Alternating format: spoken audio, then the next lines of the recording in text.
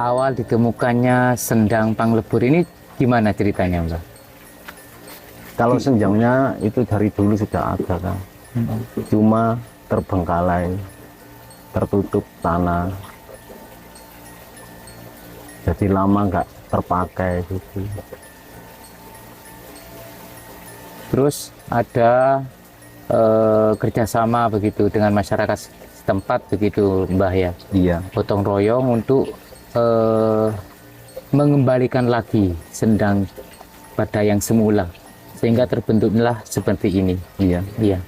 Dan sampai ada nama sendang Panglebur.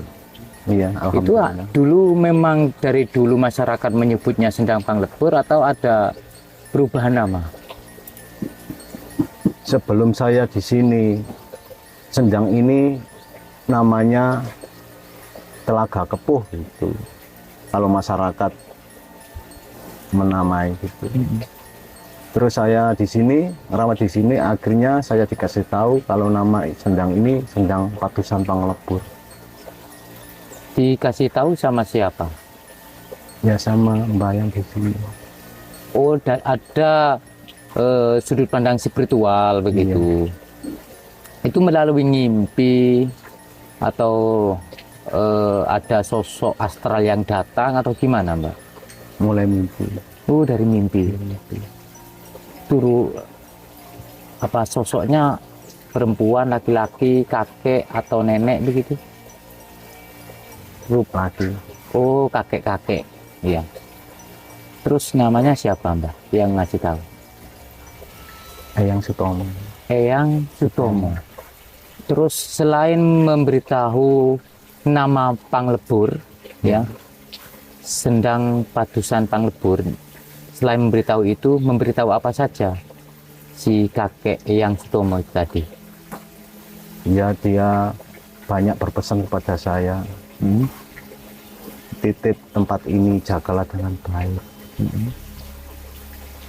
Soalnya karena kata beliau hanya kamulah yang begitu, yang bisa.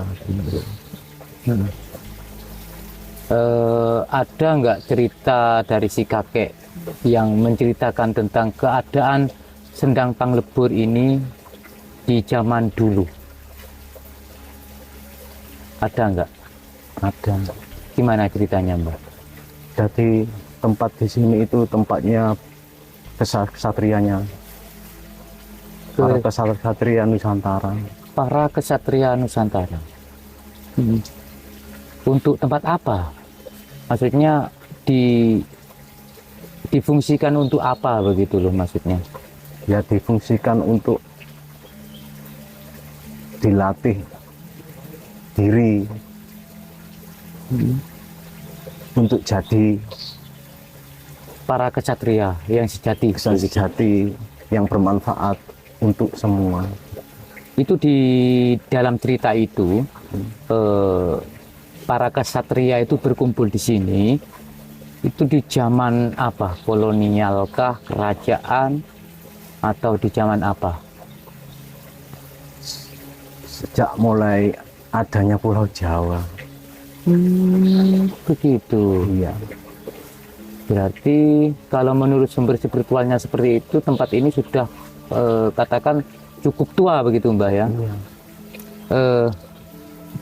Ada nggak indikasi tentang keberadaan Sendang Panglebur ini sejaman ataupun keadaannya sama dengan Kerajaan Majapahit?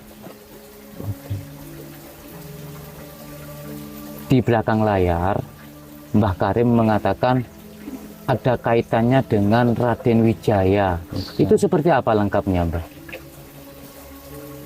Kalau lengkapnya kurang tahu. Ya, sedikit bocoran kepada kita gimana, Mbah? Tidak boleh, Mbah. Tidak boleh. Ada kode etik yang Ada kode etik yang memang harus tidak perlu, tidak boleh diungkap begitu, Mbah ya. Tapi ada hubungannya, ada hubungannya. Mbah, kan di pinggiran dari Sendang Panglebur ini kita banyak dapatkan artefaktual ya, seperti fragmen ataupun lingga ya, lumpang dan sebagainya, itu ditemukan dalam keadaan waktu digali atau memang sudah apa ya namanya ya, berserakan di sini? Gimana itu ceritanya? Sudah berserakan dari dulu. Ya. Yang paling istimewa selain penemuan sendang, yang menurut Mbah Karim sendiri nih, itu penemuan apa di sini? Yang paling istimewa menurut Mbah Karim? Watu yang bolong itu.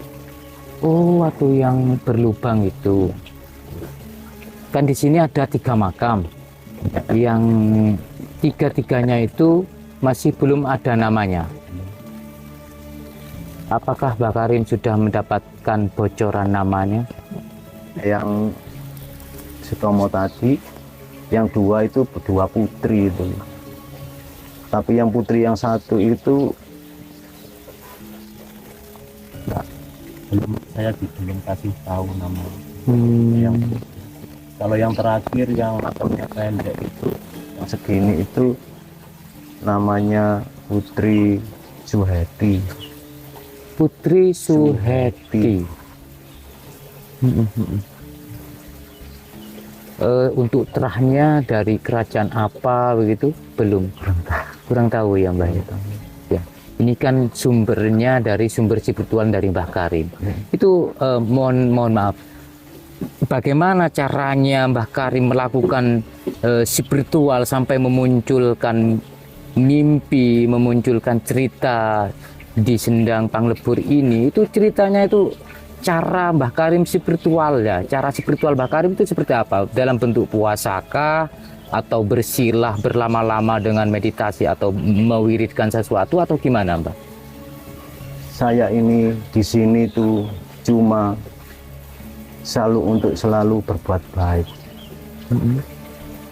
Disuruh untuk selalu mengutamakan perbuatan baik untuk semua, dan selalu berdoa kepada yang kuasa.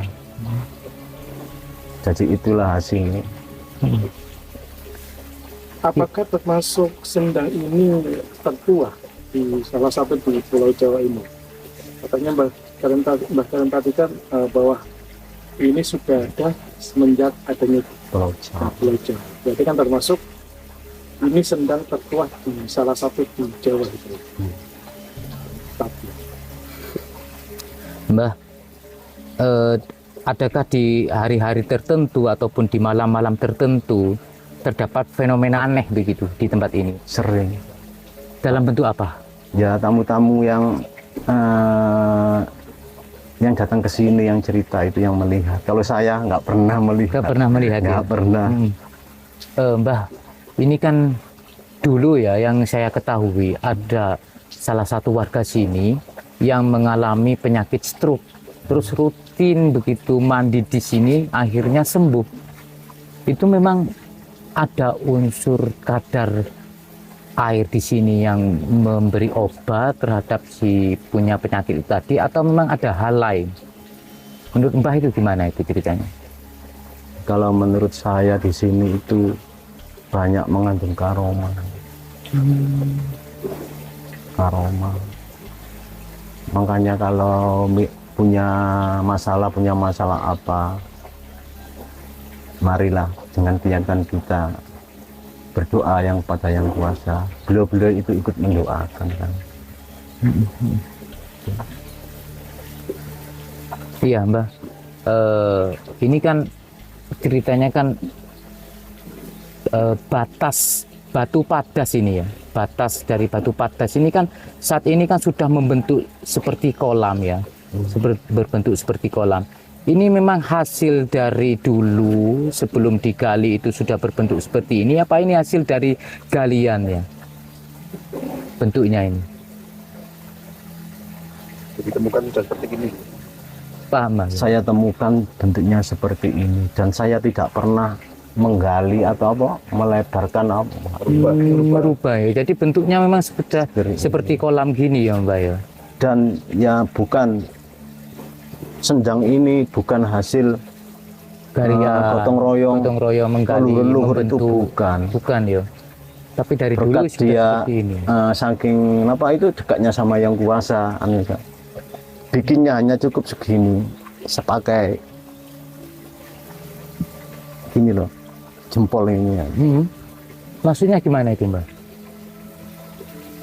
Bikin sendang ini loh, yang kulon itu lagi. Oh, dari hasil spiritualnya Iya. diceritakan bahwa dulu eyang ataupun yang membuat pertama kali sendang ini dengan cara seperti itu, hanya dengan kaki, Jempol kaki. dengan jempol digeser begitu dan membentuk kolam seperti ini, Mbah. Jadi seperti ini. Masya Allah, subhanallah. Oke, oke. Ya, memang tidak masuk akal ya secara logikanya ya, tapi tidak ada yang tidak mungkin kalau Allah sudah berkehendak. Begitu ya, Mbak ya. Iya.